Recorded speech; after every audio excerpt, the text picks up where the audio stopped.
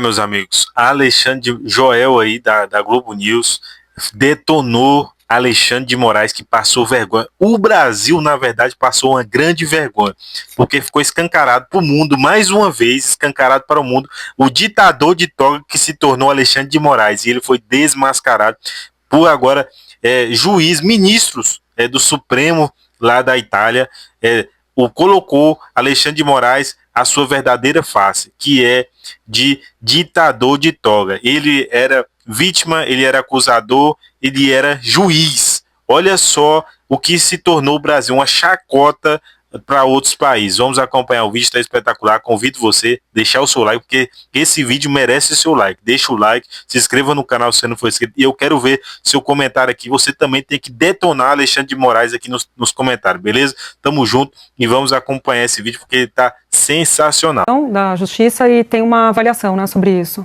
É um texto forte, né, Júlia? Especialmente aquele trecho citado aqui pela reportagem, em que diz que, olha, o Supremo Tribunal Federal Brasileiro faltou com os requisitos objetivos de imparcialidade, né? Imparcialidade objetiva. Por quê? Porque o mesmo juiz foi vítima, juiz de primeira instância, juiz de segunda instância e juiz de execução. Isso é mais um caso que mostra que, olha, aos olhos, ao olhar dos judiciários de diversos países do mundo, inclusive agora da Itália, muitas das práticas que se tornaram normais no nosso Supremo Tribunal Federal não são nada normais, estão bastante fora do que é o esperado, e faz sentido.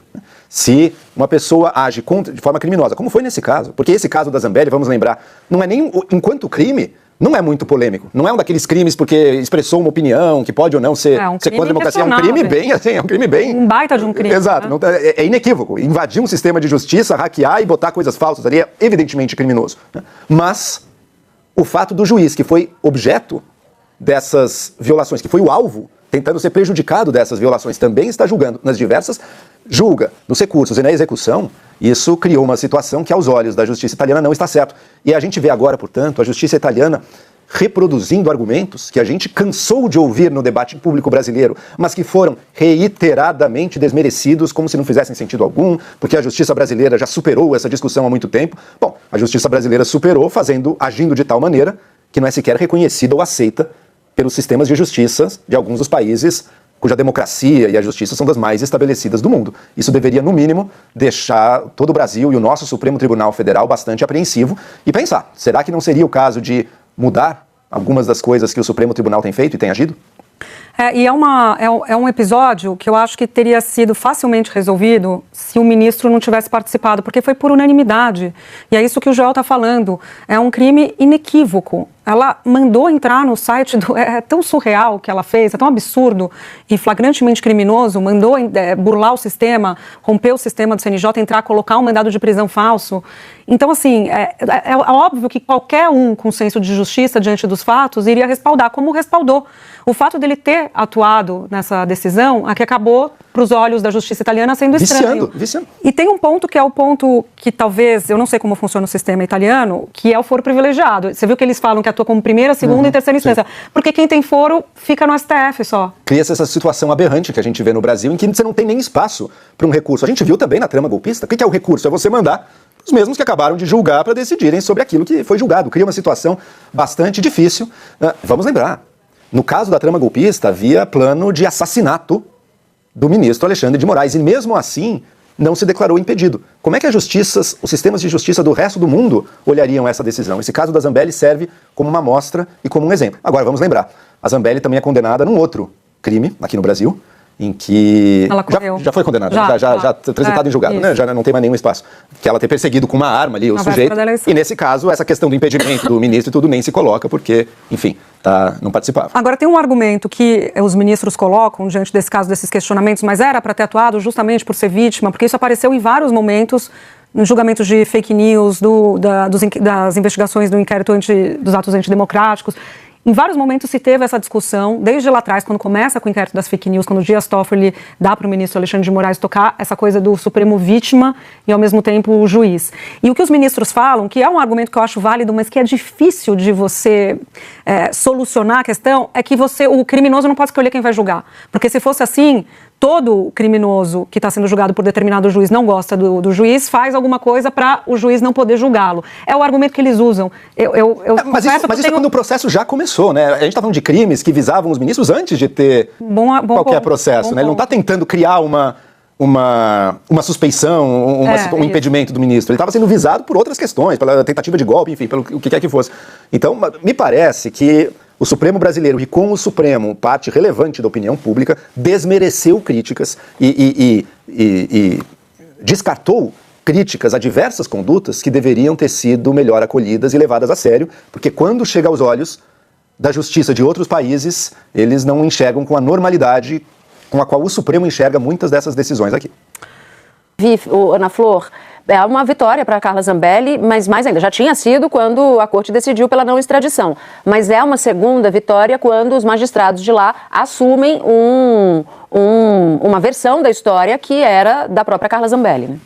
Pois é, boa noite, Natuza, Gabeira, Camarote, é você que está ao vivo com a gente. O caso ficou mais grave porque inicialmente se pensava que o argumento que foi utilizado pela Suprema Corte da Itália era a respeito do sistema carcerário do Brasil, as prisões brasileiras. E ele é bem mais grave, porque ele questiona, inclusive, parcialidade de juiz brasileiro. Então causou, sim, um mal-estar muito grande no Supremo. O Supremo imediatamente, no Brasil como um todo, mas o Supremo muito rapidamente fez uma resposta, e a resposta do STF vai muito na linha de mostrar a colegialidade da decisão, porque o que a Justiça da Itália está focando são nas decisões do ministro Alexandre de Moraes, que seria, segundo a Justiça italiana, né, o juiz, mas também vítima deste caso. E aí o que o Supremo mostrou é que houve uma denúncia da Procuradoria-Geral da República, houve análise e decisão da própria turma, então que houve uma colegialidade. Nesse sentido, não se desfaz esse mal-estar, porque a gente está falando de uma decisão da Suprema Corte, em última instância, e o que o governo brasileiro, o Ministério da Justiça, que atua nesse caso, vai ter que olhar agora para este segundo episódio de condenação no Brasil de Zambelli, que é a perseguição. Mas o primeiro é extremamente grave. E mais, né, Zambelli tem essa vitória, quer dizer, ela está em liberdade,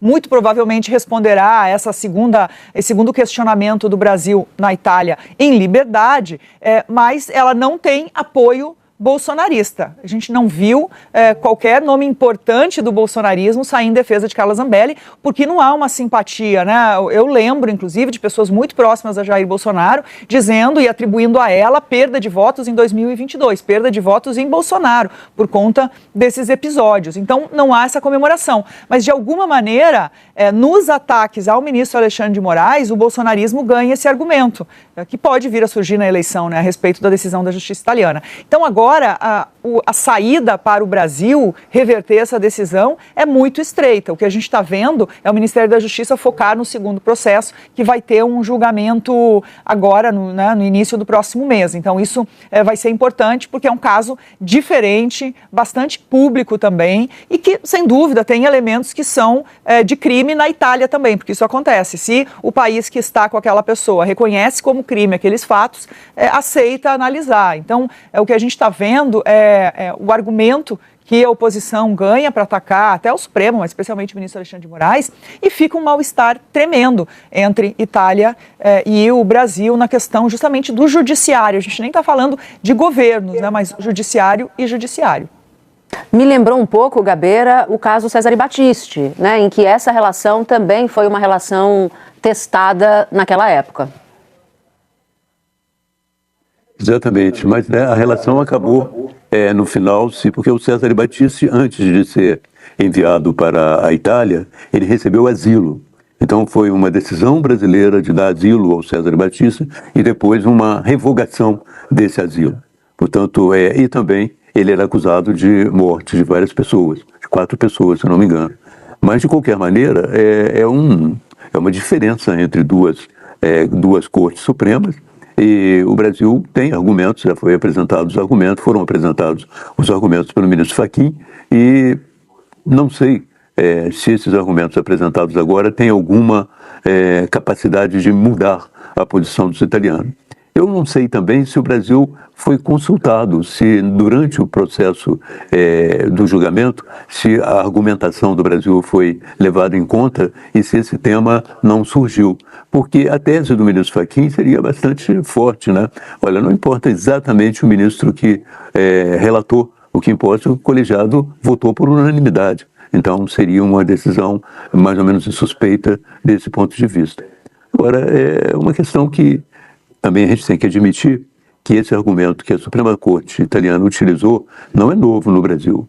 Ele é apresentado muitas vezes pela oposição, como o ministro Alexandre de Moraes ocupando várias posições de vítima, relator e juiz simultaneamente. Quer dizer, não é nova também essa acusação que pesa sobre ele. Eu acho que talvez agora é possível ainda uma conversa, uma argumentação, sobretudo diante desse novo caso que será julgado, mas eu tenho a impressão de que as coisas viraram mais para o lado da Carla Zambelli. Talvez ela fique na Itália, é italiana, tem passaporte italiano, talvez fique na Itália sem ser incomodada pela polícia. Obrigada, Gabeira. E essa é a tua impressão também, Camarote, de que a tendência é Carla Zambelli ficar na Itália, jamais voltar ao Brasil? Nessa situação, sim. Boa noite a você, Natuza, Ana, Gabeira, você assinante. Natuza, nessa situação, sim, porque foi surpreendente essa decisão do Supremo Corte, já tinha sido dada, agora está dando as razões da decisão da última instância na justiça italiana. Por que surpreendente? Porque nas duas instâncias anteriores tinha sido autorizada a extradição. E ela foi apelando e teve uma reversão. Primeiro, do ponto de vista político, o bolsonarismo vai aproveitar isso. Por quê? Porque tem todo um movimento de colar justamente a imagem de perseguição da justiça brasileira, no caso, personificada pelo Alexandre de Moraes. Do ponto de vista da Suprema Corte, lógico que isso cria, a Ana colocou muito bem, existe um desconforto enorme. E por que esse desconforto? Porque a avaliação, isso é explicitado, mas isso é referendado pelos demais ministros, de forma majoritária, lógico, que foi uma decisão colegiada, não foi uma decisão una do Alexandre de Moraes. Então, mesmo, vamos supor a situação que houvesse uma perseguição de um juiz. Nesse cenário, você teve outros 4 votos na primeira turma do Supremo Tribunal Federal. Então, a Zambelli ela foi condenada por 5 ministros de um colegiado do Supremo Tribunal Federal, da primeira turma. Então, nesse caso, a ideia de perseguição, tudo vai por água abaixo, porque são 5 ministros perseguindo, e é importante a gente lembrar a gravidade do crime da Zambelli. A Zambelli contrata um hacker, o hacker de Araraquara, o Delgatti, tem tudo materializado e se tenta e não consegue a urna eletrônica, tenta fraudar o sistema eleitoral brasileiro. Olha a gravidade disso, Teve encontro no Palácio do Alvorada com o então presidente da República, Jair Bolsonaro, que encaminha o Delgatti para o Ministério da Defesa, e o que ele consegue é hackear o sistema do Conselho Nacional de Justiça, aí emite aquela ordem de prisão do Alexandre de Moraes para o Alexandre de Moraes.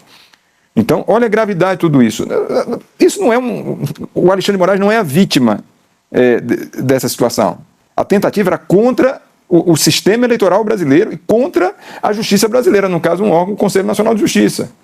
Ele não é a vítima, não dá para... porque ali era o Alexandre de Moraes, que foi... Não. É de uma gravidade enorme o que aconteceu. É de uma ousadia enorme o que foi feito naquela ocasião. Então, é preciso dar essa dimensão.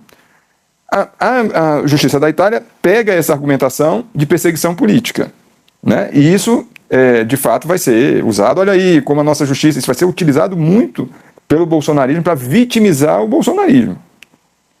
E isso não tem o que fazer, porque é uma decisão da corte italiana. Eu me lembro do desconforto que teve quando Lula, na véspera de deixar o mandato, em 2010, já 31 de dezembro de 2010, ele decide como último ato conceder o asilo político ao Cesare Battisti. E isso só seria revogado já no final do governo Temer, mas aí o Battisti fugiu antes. Então, naquela ocasião, criou um desconforto enorme na Itália. Concordo com o Gabeira, são situações diferentes ali. O Battisti, um ato terrorista, com assassinatos e tudo mais, algo também de uma gravidade ainda maior, mas que causou muito desconforto na Itália como um todo, nas instituições italianas como um todo, né? Aqui, essa decisão da Itália causa, sim, principalmente no Supremo Tribunal Federal, um desconforto grande em relação a essa decisão, mas não tem o que fazer. É um país democrático, que as instituições funcionam, e enquanto essa decisão permanecer na Itália, e aí já é a última instância, a Zambelli fica lá. E me lembro rapidamente que quando houve a fuga da Zambelli para a Itália, autoridades italianas estavam extremamente incomodadas, porque aí ficaria parecendo que a Itália seria uma espécie de refúgio de brasileiro que tem cidadania italiana e que estava utilizando a cidadania italiana para se proteger de decisões da justiça no Brasil.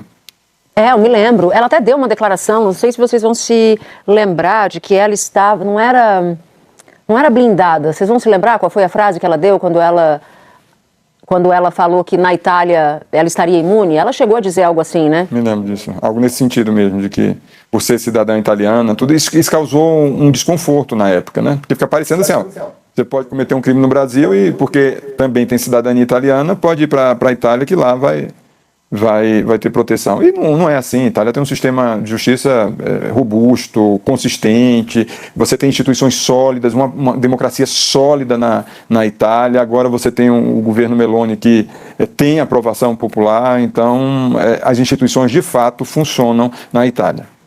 Eu acho que o Camarote traz, Gabeira, um argumento interessante, né? De que a vítima não foi Alexandre de Moraes, a vítima foi o sistema de justiça, porque o hackeamento foi no Conselho Nacional de Justiça, o que é bastante grave. Claro que Alexandre de Moraes, ele é personagem dessa história, né? Até porque foi emitido um mandado falso de prisão naquele momento, e que a decisão foi ratificada pela turma.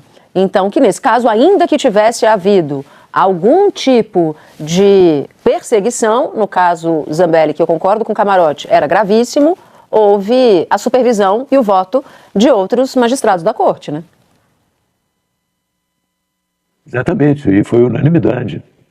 O fato de ser unanimidade significa que houve uma compreensão de que, independente do relator, o fato tinha que ser julgado assim. Eu acredito que o grande argumento que o ministro Fachin tem é de que houve uma votação colegiada e, mais ainda, que foi unânime. Portanto, é realmente um pouco difícil de compreender essa argumentação italiana, considerando essas condições brasileiras. Mas, como eu disse, havia e há insistentemente uma série de acusações sobre os diferentes papéis que o ministro Alexandre de Moraes cumpriu em todo esse processo, não só no processo dela, mas em outros casos, e essa fama correu o mundo.